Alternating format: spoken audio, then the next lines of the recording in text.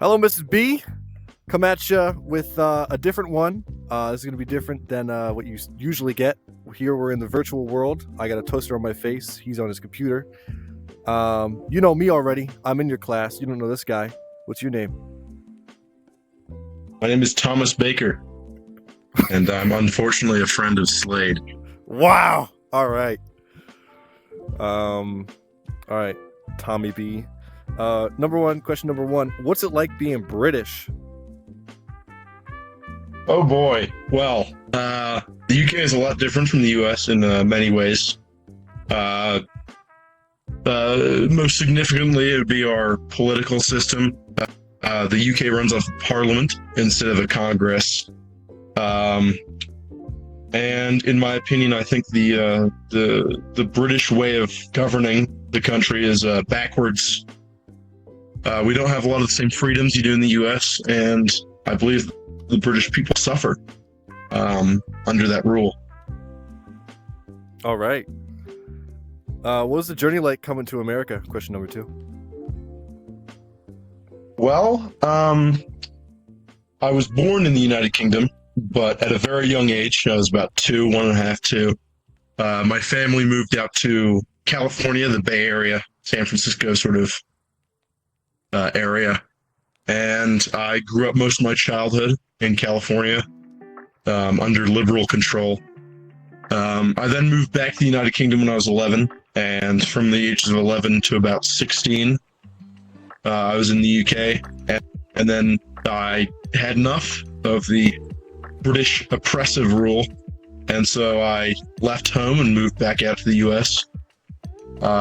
And ever since, I've been going to a boarding high school in Arizona, and now I'm at university in Flagstaff, Arizona.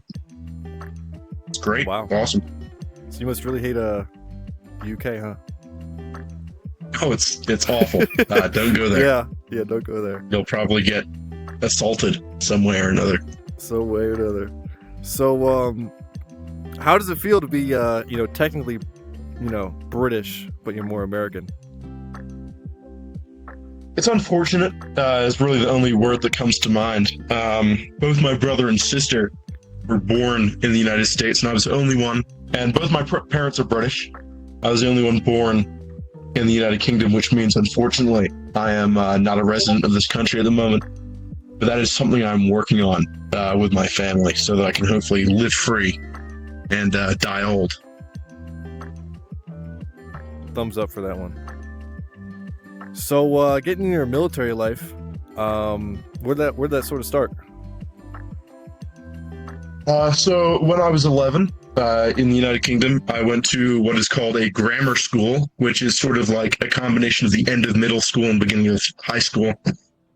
In the UK and in the part of the UK I was in, we have a program not too dissimilar from the American JROTC and ROTC program, but it's combined, which is called the Military Cadet Corps or Combined Cadet Forces, depending on where you are. I was part of the 1st Marine Regiment, the Princess of Wales Royal Regiment, as a cadet from the ages of about 12 to 16. And when you're doing that sort of program, it gives you an option once you turn 16, which I was lucky enough to take part in. You can do similar things to what you have here with the ROTC, where you do dual opportunity, whatever. Like here you can do ROTC and National Guard. In the United Kingdom, I did the cadet force, and at the same time, I was double enlisted in the British Army when I turned 16 with my parents' consent. I left from the UK and came here as what's called an OR3 or Lance Corporal, which is the equivalent to a specialist in the United States Army. It was a great opportunity. I gotta be fair, I suffered from favoritism, which is the only reason that I was able to get promoted hastily. What can I say? I was just good like that. When I came here, I am now enrolled in the Northern Arizona University ROTC program as an MS1. I am a freshman in university. It's a great opportunity. I love to be here. And I got to tell you, the quality of life in the United States Officer Training Corps is a lot nicer than that of the UK. More about why I wanted to get into the military. My family historically have been an esteemed military family.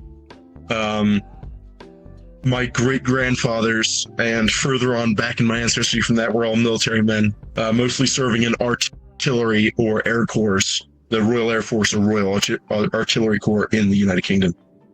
I feel like it's my obligation to serve, and when I saw the opportunity to serve for the United States, I jumped on it. This is the greatest country on earth, and I am thrilled to have the opportunity to serve. Hopefully, if my immigration goes through. Alrighty. So, in your future sort of career in the military, what do you plan on becoming? Go more in depth than that. So as I mentioned in the previous question, a large extent of my family history has been the Royal Artillery Corps, and I felt that I would honor that tradition and join the Army as a field artillery officer if I can. Preferably working on something like the M109 Paladin or MLARS systems. I feel like that's, the artillery is the king of battle, and someone's got to support in the rear while the infantry gets dirty or whatever they do. All right. Going on to where you live, what's Arizona like? Oh, it's wonderful. When you think of land of the free, Arizona is really what comes to mind. I don't think I could live in a freer state unless I was in something like Texas or something like that. You really feel the American dream has flourished here since, of course, Arizona is one of the oldest colony states, not with the U.S., but with the Spanish. The evolution of the culture and history is really amazing, and you can feel it in the people. I don't think I would choose anywhere else to live in the U.S., and I think this is the right place for me as someone who wants to experience the full scope of the American dream. And final question we got here. On your immigration, what's it like getting your green card? So, it's an interesting situation for me.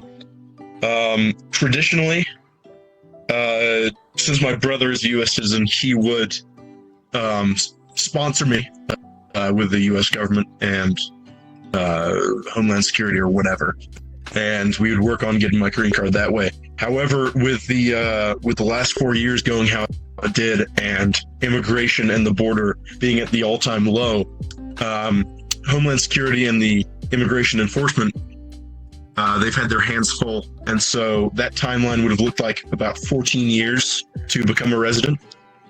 So my current plan of action is for my brother to sponsor my mother, who is also a British citizen, to get her residency here, and then she would sponsor me, and we're looking about 5 years for that, hopefully, until I can be completely free and become a functional member of this great nation. Amen. Well, amen. You got anything else you want to say to Miss B? Miss B, I won't say that you are a military spouse. That's one of the greatest roles you can have in this nation. I hope to join your husband in the military and serve this country the best I can. It's a rare opportunity that people get to come in the right way and make a life for themselves serving such a great nation. And I am thankful every day for this opportunity. Give Slade an A. All right. Yeah, that's all I have to say. Alrighty. Well, good getting some questions to you, Tommy. With all else, there's nothing else to go on with this sort of video. I guess that's it. Time to edit it, huh? W. Yeah. All right. Hey, yo, chill the fuck out, yo. You sitting there playing with